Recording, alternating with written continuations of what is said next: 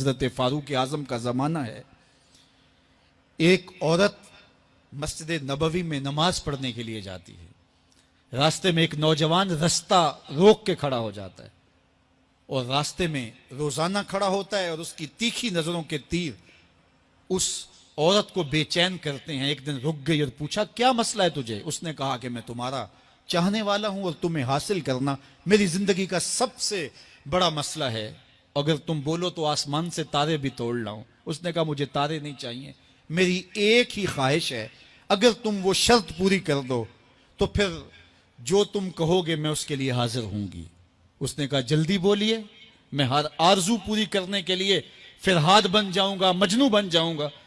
اس نے کہا میری لمبی چوڑی شرائط نہیں, ایک ہی شرط ہے, 40 دن تک حضرت عمر کے پیچھے نماز پڑھ لو. 40ویں دن کی آخری نماز کے بعد یہاں میں تیرا انتظار کروں گی. اس نے کہا کہ یہ کون سا مشکل کام ہے. 40 دن تک حضرت عمر کے پیچھے نمازیں چلتی رہیں. عمر کی قرات کا سوز دل بدلتا رہا. 40 دن کے بعد آخری نماز جب ہوئی تو وہ نوجوان لڑکی راستے میں کھڑی تھی اور یہ نظریں جھکا کے گزرنے لگا. تو اس نے آواز دے کے کہا حسب وعدہ تیرے لیے حاضر ہوں. اس نے کہا خیر سے کھڑی رہو, عمر نے دل کا تعلق رب سے جوڑ دیا ہے.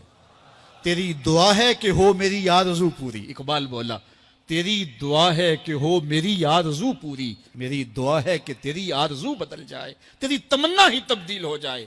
آرزوؤں تو ساری زندگی پوری نہیں ہوتی, کاش ہے کوئی زندگی کا رخ ہی پھیر دے, کوئی زندگی کی سمت ہی تبدیل کر دے. جس کو حاصل کرنے کے لیے دن رات مرے جا رہے ہیں, کاش وہ مقصود ہی نہ رہے, وہ مطلوب ہی نہ رہے, وہ زندگی کا حاصل ہی نہ رہے. ایک طبقہ تو وہ ہے جو گناہ کرنے کے باوجود بھی نہیں ڈرتا, اور دوسرا طبقہ ہے گناہ کرنے کے بعد دل کانپ جاتے ہیں کہ یہ گناہ ہم سے کیوں سرزد ہو گیا. اور تیسرا طبقہ وہ ہے کہ جو نیکی کرنے کے باوجود بھی ڈرتا ہے, پتہ نہیں میری نیکی بھی قبول ہوئی ہے یا کہ نہیں ہوئی. حضرت سیدنا عمر رضی اللہ تعالیٰ عنہ عید کے دن رو رہے تھے تو کسی نے روک کے کہا کہ آج تو خوشیوں بھرا دن ہے, روزوں کی تکمیل ہوئی, ہر بندہ عید منا رہا ہے اور آپ رو رہے ہیں. تو فرمایا کہ مجھے نہیں پتا کہ میں مقبولین میں سے ہوں یا مطرودین میں سے, میری نیکی قبول ہوئی ہے, میرے روزے قبول ہوئے ہیں یا رد کر دیے گئے. یہ وہ لوگ ہیں کہ جو نیکی کرنے کے باوجود بھی ڈرتے ہیں کہیں ہماری نیکی رد نہ کر دی گئی ہو.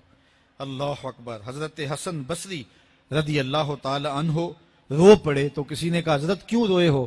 کہا اللہ کی بے نیازی سے ڈر لگتا ہے, کہیں ایسا نہ ہو کہ وہ میرے عمل قبول ہی نہ کرے اور مجھے جہنم میں ڈال دے. محض اس کی بے نیازی سے ڈرتے ہوئے حضرت حسن بصری رو پڑے کہ اللہ تعالیٰ جل شانہ بے نیاز ہے, اس کو کوئی پرواہ نہیں ہے, تو کہیں ایسا نہ ہو کہ میرا سب کچھ جو ہے وہ رد کر دیا جائے.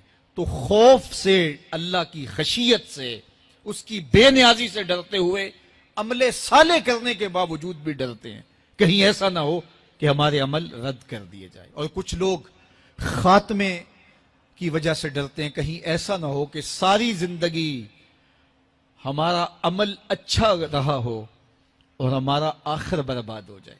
ایسے لوگ بھی ہوتے ہیں کہ جن کے عمل بہت اچھے ہوتے ہیں ساری زندگی, لیکن ان کا آخر ٹھیک نہیں ہوتا. بلعم بن باورا کی مثال ہمارے سامنے موجود ہے. بنی اسرائیل کا مستجاب الدعوات ولی تھا, اور جب ہاتھ پھیلا کے دعا مانگتا تو منہ پہ ہاتھ بعد میں پھیرتا, قبولیت پہلے ہو جاتی.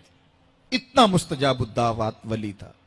پھر کیا ہوا کہ اللہ کے نبی کے خلاف اس نے ہاتھ اٹھا دیے.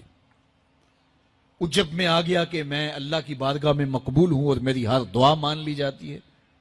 تو پھر کسی کے کہنے پہ وقت کے نبی کے خلاف بد دعا کرنے کے لیے کھڑا ہو گیا, اور جو کہنا چاہ رہا تھا وہ اپنے حق میں نکل گیا, اور پھر زبان اس کی لٹک گئی, زمین چاٹتا تھا.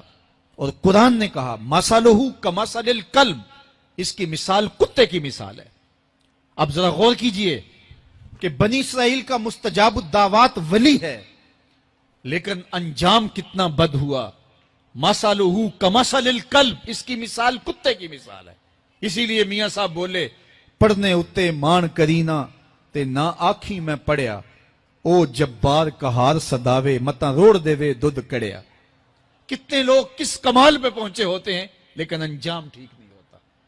کمال اس کا ہے جس کا انجام ٹھیک ہو گیا. رنگا رنگ سہیلیاں پرن کڑے پر پریا اس دا جانی ہے جس دا توڑ چڑھے. حضرت ابو ملیکہ رضی اللہ تعالی عنہ فرماتے ہیں, بخاری کتاب الایمان میں یہ روایت ہے, فرماتے ہیں میں 30 اصحاب رسول سے ملا ہوں. حضرت ابو ملیکہ تابعی ہیں. 30 اصحاب رسول سے ملا ہوں اور میں نے سب کو دیکھا ہے وہ اس بات سے ڈرتے تھے کہ ہمارا کہیں خاتمہ خراب نہ ہو جائے, ہمارا آخر کہیں برباد نہ ہو جائے. خاتمہ بالخیر کا انہیں بہت زیادہ مسئلہ تھا. میں اور آپ تھوڑا سا عمل کر لیں تو ہم پھول جاتے ہیں کہ نہ جانے ہمارے جیسا زمانے میں کوئی ہے ہی نہیں. فرماتے ہیں 30 اصحاب رسول سے ملاقات کی ہے لیکن وہ ڈر. حضور نے ارشاد فرمایا کہ میری جانب سے ایک آیت بھی ہو تو اس کو آگے پہنچا دوں, اور جس نے جان بوجھ کر کسی حدیث کو میری جانب منسوب کر دیا جبکہ وہ میں نے نہیں کہا تھا تو وہ اپنا ٹھکانہ جہنم میں تلاش کر لے. آج کل سوشل میڈیا کے دور میں جو بھی آگے اس کو بڑھا دیتے ہیں کہ یہ حدیث رسول ہے, بہت ساری ایسی چیزیں ہوتی ہیں جن کا حضور کے فرمان سے کوئی تعلق نہیں ہوتا ہے. چیز اچھی ہے تو اس کو حضور سے منسوب کر کے آگے کیوں بڑھایا جائے اگر وہ حضور کا فرمان نہیں ہے. مختلف بزرگوں کے اقوال کو حضور علیہ السلام کے ساتھ منسوب کر دیا جاتا ہے, تو دیکھنا چاہیے کہ حضور علیہ السلام کا فرمان کیا ہے. ظاہر ہے علم کسی صاحب علم کے پاس بیٹھ کے ہی سیکھا جا سکتا ہے, جو متقی ہو, پرہیزگار ہو, دیانت کے ساتھ بیان کرنے کا مزاج رکھتا ہو, تو اس سے ہی دین حاصل کرنا چاہیے. ہر ایک شخص سے تو ہمیں دین حاصل کرنے سے منع کیا گیا ہے. کہا یہ دین ہے, اس کو ایسے ہی جس سے چاہو حاصل نہ کر لو. اس کے لیے بھی ہمیں معیار دیا گیا ہے. اور بعض لوگ سوشل میڈیا کو اتنا معتبر سمجھ بیٹھے کہ وہاں جو ملے, حالانکہ وہ بھی انسانوں نے ڈالا ہوا ہے اور لوگوں نے اپنے اپنے عقیدوں, اپنی اپنی خواہشات کے مطابق وہاں جو بھی ڈال دیا, تو اس کو ہم نے کہا کہ یہ جو ہے وہ درست ہے, جبکہ زیادہ تر چیزیں وہاں درست نہیں بھی ہوتی. تو اس لیے یہ بات ذہن میں رکھیں کہ حضور کی جانب کوئی چیز منسوب کرتے ہوئے اس کا یقین ہونا چاہیے کہ یہ حضور علیہ السلام کا فرمان ہے. رسول کریم صلی اللہ علیہ وآلہ وسلم نے ارشاد فرمایا, جس شخص کی اللہ بھلائی کا ارادہ کر لیتا ہے اسے دین کا فہم عطا کر دیتا ہے, دین کی سمجھ نصیب کر دیتا ہے. اور پھر ارشاد فرمایا, ایک وقت ایسا آئے گا لوگوں پر کہ جب اسلام کا صرف نام رہ جائے گا, اسلام کا صرف نام رہ جائے گا, باطن میں اسلام نہیں ہوگا, روحوں میں اسلام نہیں ہوگا, رویوں میں اسلام نہیں ہوگا, طرز زندگی میں اسلام نہیں ہوگا, معاشرت میں اسلام نہیں ہوگا, ملکی قوانین میں اسلام نہیں ہوگا, عدالتوں میں اسلام نہیں ہوگا. اسلام صرف نام کا رہ جائے گا. وَلَا يَبْقَى مِنَ الْقُرْآنِ إِلَّا رَسْمُهُ, اللہ اکبر. اور قرآن صرف رسم کے طور پہ, رسم الخط کے طور پہ باقی رہ جائے گا. بڑے خوبصورت لکھے ہوئے کلمات تو ہوں گے لیکن کسی کے عمل میں قرآن کی تعلیمات کی جھلک دکھائی نہیں دے گی. اللہ اکبر. مسجدیں زیب و زینت کے لحاظ سے تو آباد ہوں گی لیکن ہدایت کے نور سے خالی ہوں گی. ممبر و محراب سے لطیفے سنائے جا رہے ہوں گے. ہم تو دیکھ رہے ہیں کہ اس دور میں بھی ایسا ہو رہا ہے. تلقین غزالی نہیں رہی اور فلسفہ رومی نہیں رہا,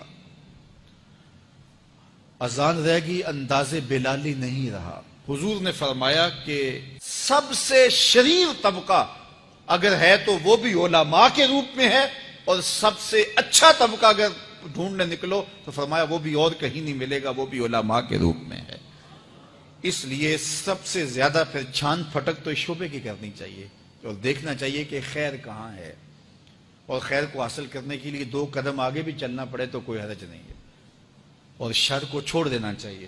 حضور نے ارشاد فرمایا اللہ کے نزدیک سب سے زیادہ لوگوں میں جو شریر شخص ہے، قدر و منزلت کے لحاظ سے قیامت کے دن سب سے شریر شخص وہ ہوگا